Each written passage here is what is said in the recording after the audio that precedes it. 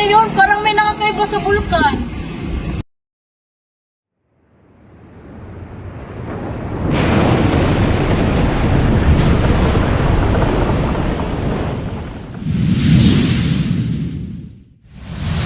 Magandang araw sa lahat. Ako po pala si Rafael Abella Plameran. Ako po ang mag-uulat ngayong araw.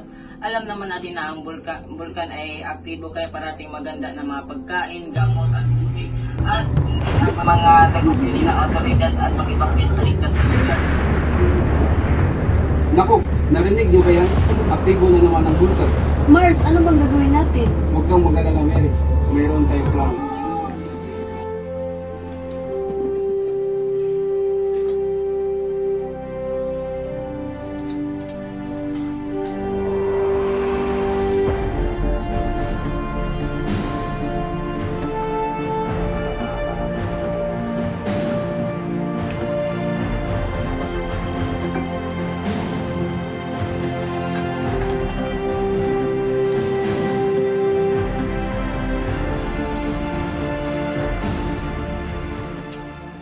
Anak, tandaan niyo, ang ruta na ito, ang ating evacuation route.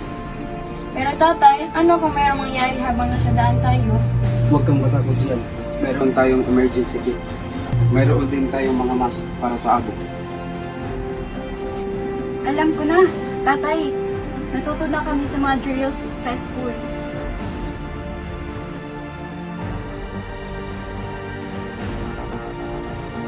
Mabuti naman at handa na tayo.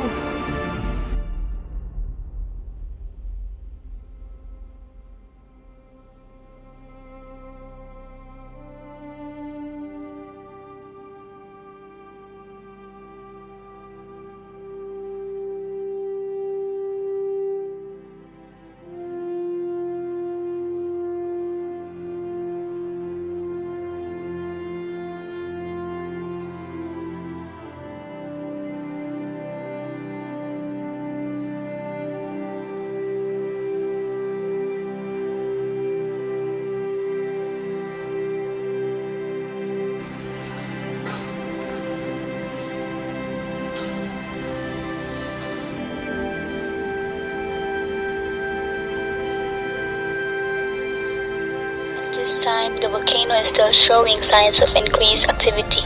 We urge all residents in the affected areas to remain in evacuation centers until further notice. The authorities are monitoring the situation closely and will provide updates as they become available. Ay nako, kailan pa kaya tayo makakauwi nito? Huwag kang mag-alala, Mary.